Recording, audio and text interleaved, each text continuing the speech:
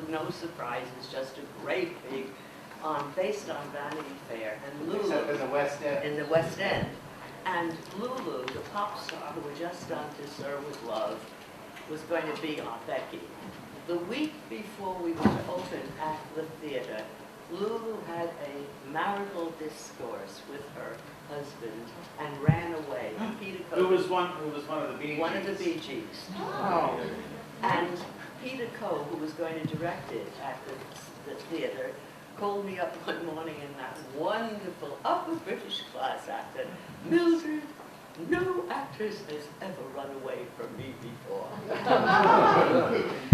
So I was distraught.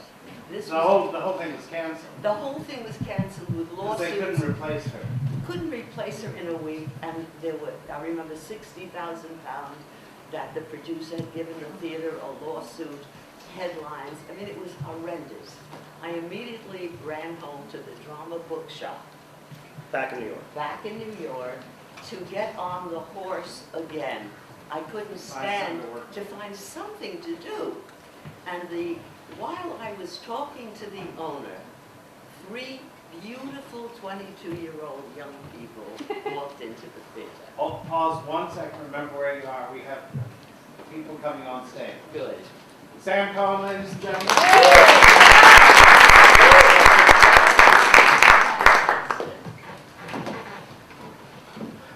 Leo Asher. Leo Asher. David Edward.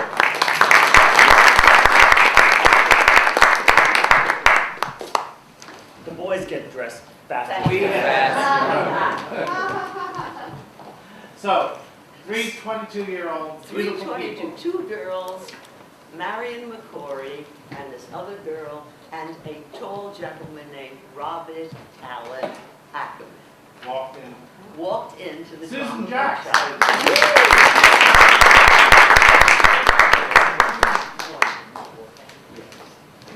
And they heard me telling my tale Paul Donato.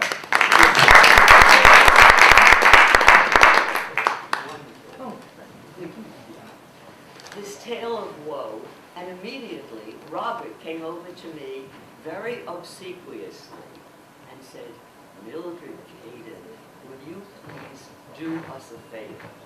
We have just had at the American Repertory Theater a big hit, off Broadway with Exit the King. We have decided to do a 1-act version of Ionescopade as a comedy vaudeville show. Yeah. Who is coming? Me. Nancy, leave it up. Hi, darling. Good. Nancy Anderson, ladies and gentlemen.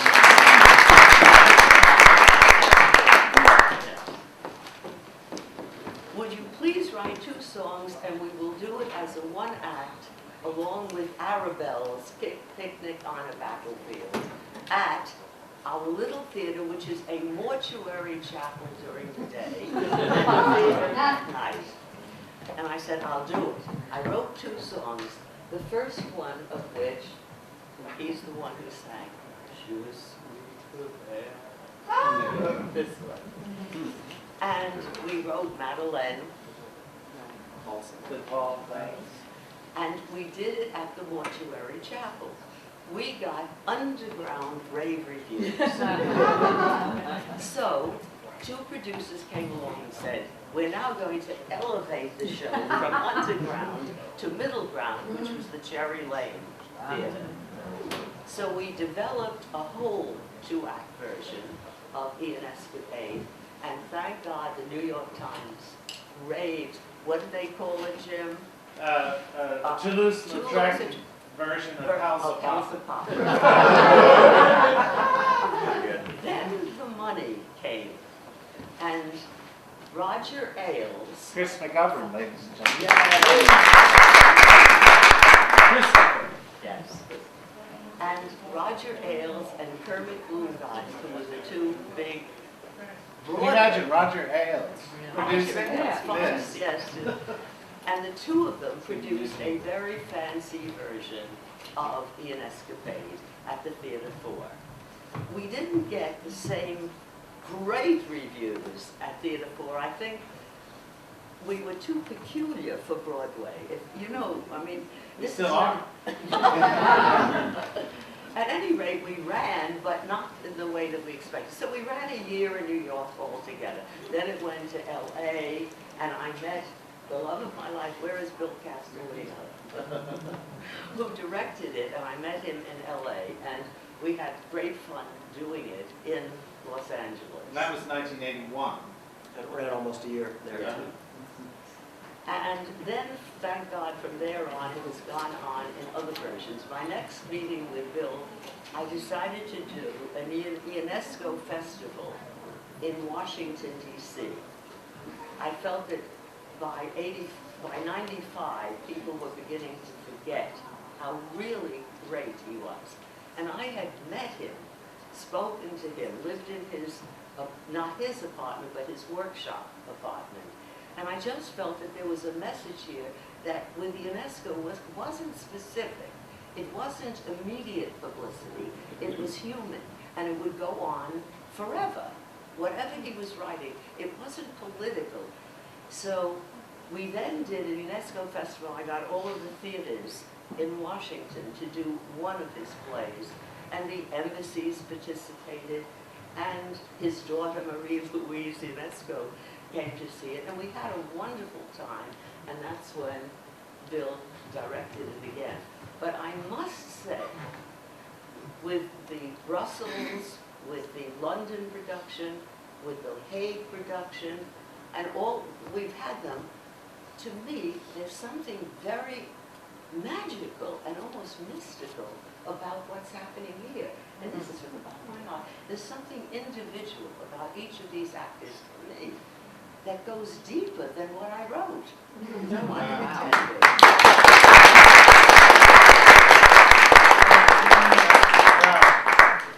Bill put all this together. Tina Stafford. We've talked about the fact that Bill has now directed Ionescopade every 15 years during his career. He's the only person in the entire history of the world who has directed 3 different productions of Ionescopade. And they've been very different. The show has changed each time. Yeah, very, very different. When you do it in a happy world back in '74, I mean, it's relatively happy, there were a lot of non-war-like things that were happening by '74 because we were still rejoicing from the victory to 20 years before. But looking around when we're going to do it this time, there's an awful lot going on, as my dear Jim has said, with candidates and debates and Headless leaders. And wars, we're still not out of them. So when I called Bill to come and direct it again, Bill said, "Are you going to do the same thing we did in the Smithsonian?" I said, "Bill, you've got to give up loving this one thing." We were doing something of 2 women, a man and a woman sitting on a bench, the first sketch instead of the moon. And they were talking about, my daughter, let me tell you, was quite brilliant in her studies. Well, Cher's daughter is not so brilliant in his or her studies, and I felt that it was almost too on the nose to take that sketch and do it. It was almost pointing to something in a newspaper. So I called Bill and said, "Bill, I want a war on, I want something, 2 lovers," and so we found the sketch, which Under the was Bed, Under Frenzy the for Bed, Two. Frenzy for 2, which is typically Ionesco in terms of the language and the article about a snail and the tortoise and so on and so on. But it had more bite to it than the other sketch would have been about Cher's daughter, who turned to be his son. So there were 5 things that we did, which changed it in our In a opinion. significant way. And also, I think changing the order has been a really big challenge here, that with the new material that we put in this production, it sort of revealed itself to us that it could not be in the same order as it was in the past. For example, Fire had always been in Act 1, and it got moved to Act 2, as we sort of did that cult thing that we invented for Best Is Yet to Be and so on. And I think the impact of the show Scientology is really number. resonates Yes, yes, because yes. of the order of the play. I think it's so, I just want to reiterate, I think it's so impressive that you all went, just sort of threw it all up in the air and rethought it and imagined it for this stage and for this time. Let me tell you, I live now in Florida. I don't have my apartment, I don't have my house here as I did 2 years ago. And I invited these two gentlemen in this empty house to come and stay with me so that we could work it out together. And frankly, I think that's what made it, what we think it is, the fact that Jim and Bill came to Florida and we all worked together, ate together, had a good time. You can imagine with this woman as the engine of this. Yes. She is amazingly energetic, and one of a life lesson to me is her enthusiasm. She not just talks, but she listens. So with such enormous grace and energy, and that has been contagious with all of us. I think as we try to figure this out, this has been very challenging material and a very challenging schedule. And when the York Theater entrusted us with this opportunity, I think this whole community that you're looking at right now just went after it, like with as much, trying to aspire to the energy that Mildred had and brought to it in the first place. And her being here, I kept saying to my colleagues here, wait till Mildred comes, wait till Mildred comes. It's like getting your fuel tank gassed up, you know. Or the Messiah. Or Godot. But true, right? I mean, she's been just an amazing inspiration. And first from afar, and then by report, everybody trusted me that it was true. And then she certainly showed up with the goods. Chris McGovern is our music director and the head of the orchestra. Talk about, well, first of all, talk about your working with Bill. How many things have you done with Bill? This is our 43rd show together. It's amazing because neither one of us are past 40. So that's Don't laugh quite so loud. well, I mean, at a certain point when you've done that much work with another director, you sort of, it's almost, I can kind of read his mind. He's going, it needs a little, I got it. We can put that in there, we can make those changes. And especially because this was reimagined, I mean, I think that we didn't have to learn how to work together. We could just work on the material and not have to take that step. So that actually made a lot of it easy. And of course, I had several conversations with Mildred on the phone, all of which were wonderful and supportive and helpful. And so, I mean, that's sort of how we pulled it together. And of course, because this was new, it was a brand new imagining of this piece that had been around for decades. We needed to tweak it. Bill's choreography, he wanted certain things in there. So we continued to work on it that way all the way through previews, you know, as late as last Thursday. So. And those of you who know us and know our Mufti series that we put together shows in 5 days, we all know that's a horrendously fast schedule. It's amazing what comes out of it. For this level of material, to have 2.5 weeks of rehearsal is also horrendously scary. Wow. And it would have been nice to have another week or two. But this cast and directors were also game and willing to just plunge in. Yeah, I know there were many terrifying moments, not the least of which in the last week as audiences started coming. And watching material in front of audiences that then changed the next day, trying to gauge what needed to be changed or tweaked a little bit to get a better response from the audience or just to help the show flow on. Cass, talk about various terrifying moments. Well, it's interesting when and this is a very creative group of actors. I know several of them and have just met a few others, but it's an incredibly intelligent and creative group. So you get into rehearsal and the instinct is to be like, yeah, I can do that, yeah, let's do this. And then all of a sudden you realize, wait a minute, we're opening in 4 days.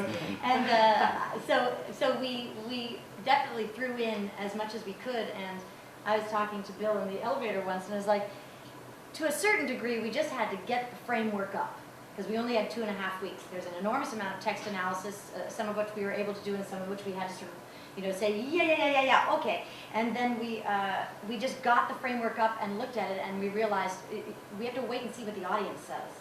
And so it's a very exciting, it's interesting to just keep that conversation with the audience open every night as it deepens and we all get more comfortable with the material, and then can keep communicating and understanding by what you guys give us.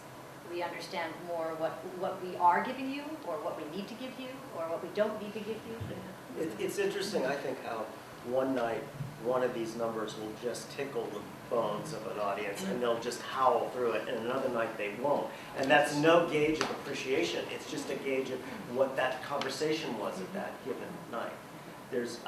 I know one of the things that took us by surprise a lot was Tina's number, Fire, in the second act. One of the first audiences pretty much howled through the whole thing, and it didn't seem like that kind of a number initially, and then it sort of comes and goes now. Some nights it feels like it's funny, other nights it feels very sober. Needless to say, it's apocalyptic in its message. So but that is the genius of UNESCO, and certainly the way Mildred has set some of these notions is that you find yourself laughing straight in the face of death, or the killer, or war, or disease, or whatever, and that is sort of the way I think to stay alive. Keep laughing. I think one of the really fun things for us is that there's not a lot of this type of theater produced in the city, and I'm so thankful that Jim and the York wanted to take on something like this, and it's such a beautiful challenge. I mean, as soon as I saw that this was happening, I was immediately interested in being a part of it, because it allows our creative juices to flow in a way that it really just doesn't happen in other types of commercial theater, and that alone is a really exciting part of the process. So not having the answers in rehearsals and not really knowing where it's taking you is terrifying and beautiful at the same time. It's a very exciting, visceral reaction. And from the very, very first audition, so we were all given sides, various UNESCO things to say and work on. And you come in, and just as an actor, you kind of have to make choices about what you think it is. And so you say, okay, is this, what about this? And right away, Bill was like, think 9/11. Right after 9/11, you were still arguing with your boyfriend about whatever you were arguing about yesterday. It's just a different world. And it really, it totally blew the top of my mind open, thinking, it's not absurdist theater. It's not like I look at this and we're talking about a tortoise and a snail. It really is the meta idea of that, of whatever it is you're arguing about, you're still going to be arguing about even when the world is ending and you're near death, or whatever. It was so wonderful to have somebody with such a vision. And Bill created such a collaborative environment for all of us to always play. The risk-taking was available to us. So I think we've all found today where we are because he opened up such a creative environment. I think that's it. What's been interesting to me is that this was created in '74 when I was 4, so I don't know much about professional theater at that time, but from what I hear, there was a very different energy in our business and in the ways that people approached being an actor and putting a play together. And for us as modern actors, where the understanding that this is a business first and an art second has sort of taken over what we do. And in the 70s, that was, from what I hear tell, correct me if I'm wrong, but I hear tell, it was really the other way around.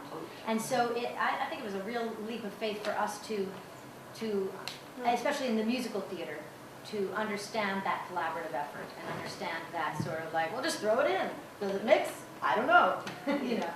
We had Ann Jackson, to your point, we had Ann Jackson and Eli Wallach in the house on opening night, and they've seen it all. And they had done Ionesco in their heyday, and of course they're great actors and Actors Studio and everything else, and they were just eating this up because they saw us struggling with it. I know it was a struggle, right? Because we, more than like allowing us to take risks, we pushed ourselves so hard. I said, this felt like I was out on that branch, just on this branch, and sawing it off behind me, and somehow the net appeared. It just appeared. But Would you do that again? Would you do that saw thing? He's getting another choreography. The very first day of rehearsal, Bill said that he'd been talking with Mildred down in Florida, and said that the one question she asked him before she even met us was, are they passionate? So hopefully we brought our passions. I think we all feel for each other, and hopefully. Very interesting. When we did the show back in 1974, Robert Allen Ackerman did a lighter version between each song or scene. He had a different, beautiful clown. A clown, a different clown. And I said to myself, when we're going to do it now, we're not using clowns, we're using him.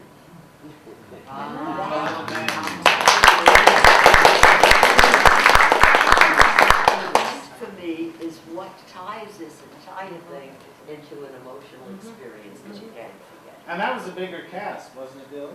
It was one person, the Los Angeles cast where we first invented the little man idea with such as No, one but I person. mean, off-Broadway, wasn't it 10 people?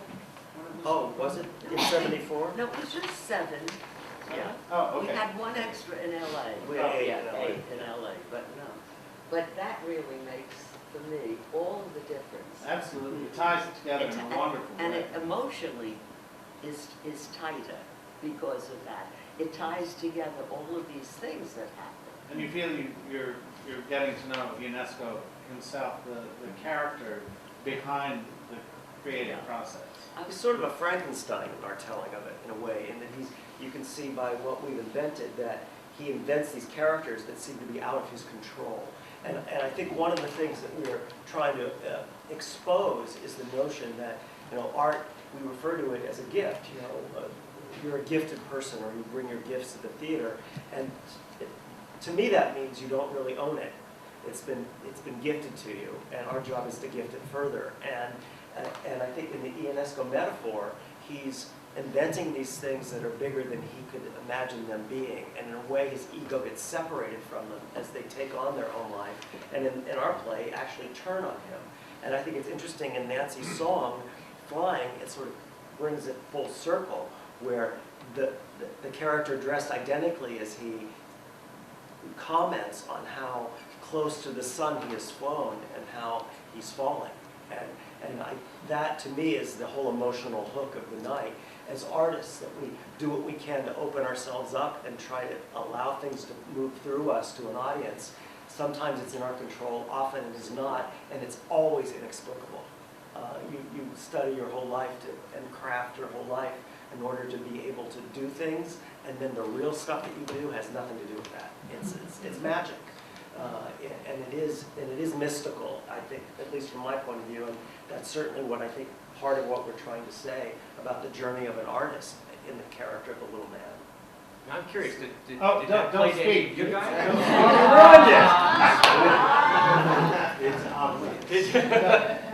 Did that play, is that what you got when we did it? Of course. I don't know. More in the second act. It's actually kind of wonderful Yeah. too that he's the only person who's one character all night. Where you see, and I think it sort of, in a way, grounds the piece because all the rest of the cast are playing billions of these other different characters, and so you get to sort of check in with the author that created them in a metaphorical sense. I think it sort of grounds the piece in a more narrative way in a piece that's not narrative at all. So that's interesting. Chris, you made an interesting comment last week about the music, the style of the music. Would you mind repeating it? Yeah, I think, I can say, and now she's here, I can say it in front of her. One of the things I think is so cagey about the construction of the show is that because it's not, it's an absurdist, the scenes are absurdist and sort of perhaps challenging to kind of follow the line. But what Mildred as a composer did is take a more familiar musical palette and set the songs in a way that sort of tricks you. You sort of get into it in a way that is pleasing to the ear, not challenging. I mean, you could, if it was an Ionesco musical evening, also make the music be sort of in the absurdist realm and more difficult than that. And I think it's really a smart choice to make it sort of vaudevillian and cabaret-like, rather than try to follow the Ionesco line, which would mean the music would be a little scattered and kind of challenging to the ear as the text is. So I thought that was a really smart decision. I was a sophomore at Vassar College in Poughkeepsie, New York, at the time when European composers came to the United States, Schoenberg and so forth, as that Ernest Krennic, because I don't know whether they were actually kicked out of Europe or whether they just had enough of Europe and said, I'm coming to this country. So Vassar College got Ernst Krennic, who was a Czechoslovakian composer who was totally atonal. Nothing that he wrote could you get right away. Well, as a sophomore, we all adored Ernst Krennic, and there were 8 of us. And what were we taught to write? Very, And he sent us around, I remember the college, in a bus, to Bard College, which was nearby, to Princeton College nearby. And what was our job? To play our atonal compositions and proselytize. Don't ask me why, for atonality. So there we were all writing these things. I must say that I was involved in that, and some of my early things, don't look at it, have been published. And there they are, my sonata, my trio for flute, clarinet, and bassoon, and so forth. Underneath it all, though, Ernst really loved theater. And he was best known in this country, not for atonality, but for something called an opera, Johnny Spielt Out. And Johnny Spielt Out was the first jazz opera that was written in Europe. Afterward, Kurt Weill and Lotte Lenya were involved in jazz in Europe. But at that time, Ernst did the first one. And I began to wonder, you know, what is going on here with him? But he loved theater. And I always loved theater. So when we came to do anything, I've always written rather accessible music because I like it, I enjoy it. It's not, but it's not, that's not to say simple, because the hardest thing in the world to do is make a song pleasing to the ear that sounds, that sets well in your ear. There's all kinds of twists and turns in the score. I don't mean to say it's simple by any means, but it is not in a palette that, for example, that's atonal, where you sort of spend the whole night doing this, in addition to maybe having to get into the world of plays as well. So I think it's just smart. It sort of reels you in, and then you're here with us. Then you'll sort of trust us to go a little further out on the limb and a little further out on the limb. And that's sort of, it's cagey with the construction of it, I think. Since you all, oh, go ahead. I do also think that Eugene Ionesco himself, for some reason, was caught up into this Ionescopade. If you've all looked at the letters which I gave to Jim to put on the wall, he came to the United States many times. I met him in Paris and worked with him, but I also met him when he came to Los Angeles. And he, I think, because if you read the letters carefully, it seems to me that he's telling people in very strong language to 3 different directives. You must do the Ionescopade. I mean, he has only hundreds of other works. Why is he writing in LA to 3 French directors in Paris, you must do Ionescopade? And I think it's because, I've never discussed it with him, he felt that for America, or even for The Hague, his work became more accessible with the addition of music. It became more humanistic, more communicative if we added music. I also think the small bites of his stuff that you get in the course of this evening or this presentation it makes it more accessible, and particularly when you add the music. Then someone said to me last week, "Oh, now you must go down to Philadelphia and see the 24-hour bald soprano." and they just do the bald soprano over the same cast over and over and over for 24 hours. That's a terrible idea. Yeah. Maybe if you added music, I don't know. Anyway, why don't we open it up very quickly to the audience for comments or questions? Anyone? Yes. What a magician you are. Did you learn that for the show, or did you happen to have that and you played musical instruments too? Wow. I always say the more silly things that you can put on your resume, the better your chances of getting a job. How do you do those things? Very Oh, carefully. Especially the fire. have to kill you. We had a lot more magic in the show in Los Angeles. We had maybe 30 or 40. It was another telling of the play, and we all had to sign a privacy, a confidentiality agreement, because we were getting into bigger tricks that involve certain kinds of equipment and all of that stuff. And magicians are very, very close to the vest, excuse the pun, about wanting that we don't betray. Because obviously all of us in the cast knew how things were done because we were around them the whole time. But we had to sign things when stuff was purchased for the show that none of us would reveal how that stuff is done. And that kind of I don't know. I stand next to him every night and I watch him do stuff. And I smile. I had a friend who was here the other night and said, can you ask him how he does X, Y, Z? And I said, well, I don't know. We didn't have time. We didn't have time to We know didn't have barely talk to each other. All I can tell you is that every night we see him swallowing eggs for the next day. Somebody asked how I get all those eggs out of my mouth. I said, that's easy. It's getting them in that's the problem. Anyone else? Yes. Oh, a couple of questions. First, a detailed question. Mildred, you mentioned that there are 5 things that were new for this production. Can you be more specific? For one thing, for example, this was very strange.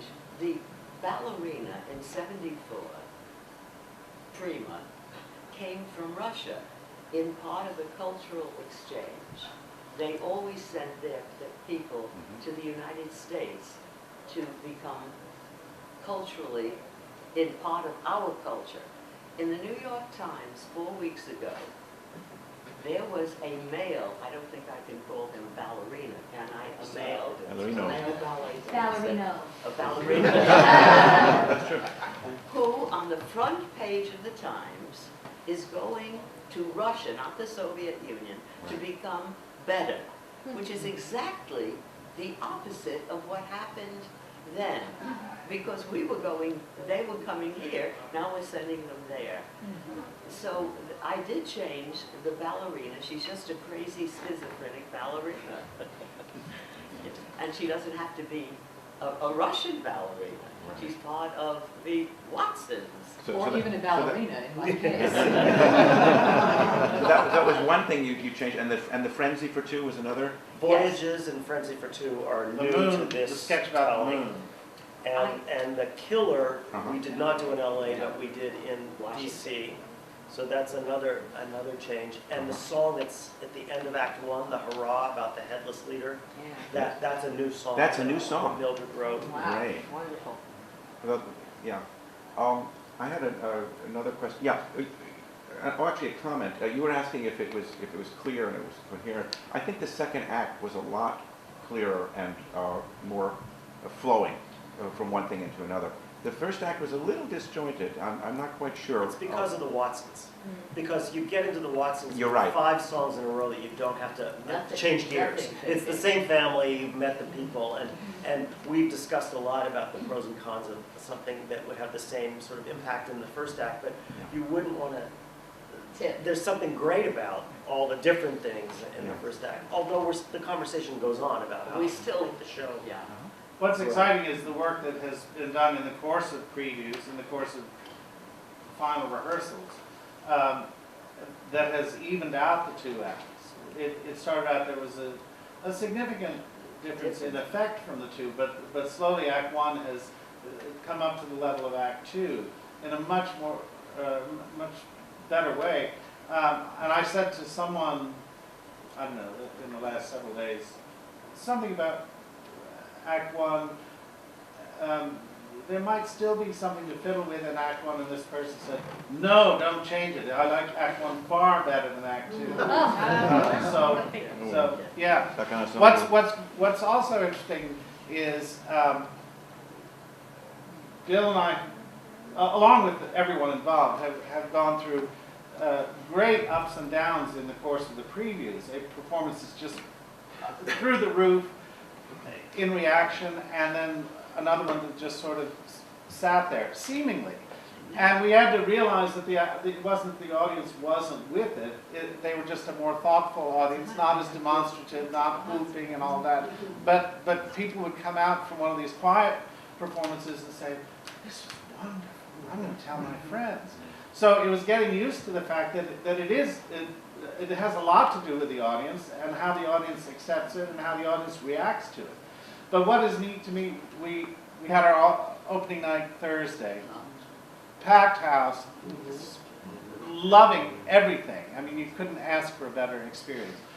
Mildred said it was her one moment of flying of her entire life. One moment, you know, I've done 19, 20 shows here and there, different ones, but there was something magical and scary about opening night that touched me deeper than any other show that I've written. I mean, Jim jokes about the election and controversy amongst the contestants for president, but with the wars and people fighting and the Mayan superstition that this 2012 is the year of destruction, there's an awful lot in the air. And I just have to say one thing, I'm telling you all because it scares me. In all of this collaboration, I always have to send Federal Express or UPS to Jim, to Bill, a new music to you. So 3 days before the opening, before I came here, I had my girl drive me to FedEx on Flintmore Road in Boca to get something here overnight. We drive up to FedEx, which is a great big office, and for the first time, on the side of the door is a tremendous sign in Boca Raton, Florida.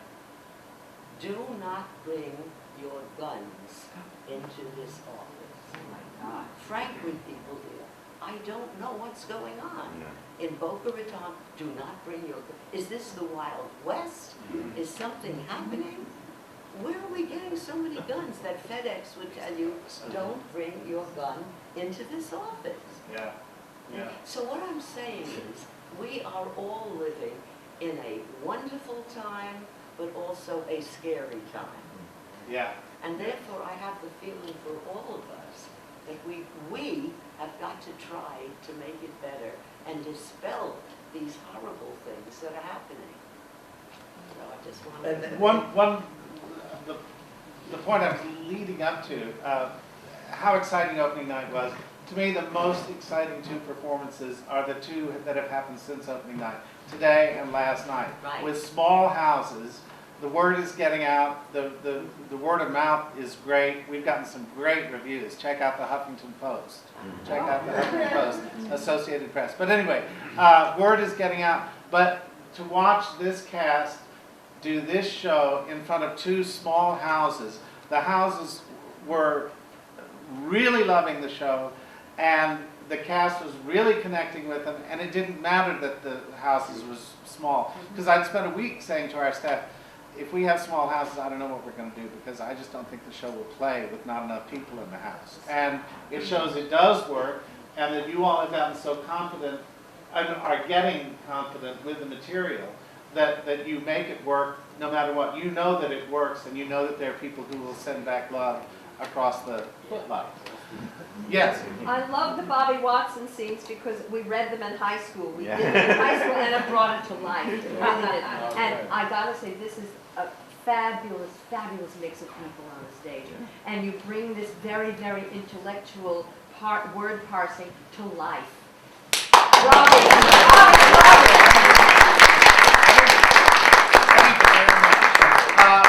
That's a perfect time to end, I'm afraid, unless anyone has something they're desperate to impart. Thank you, Cass. You need to go eat. And thank you all. Please spread the word about the show. We need to build the word.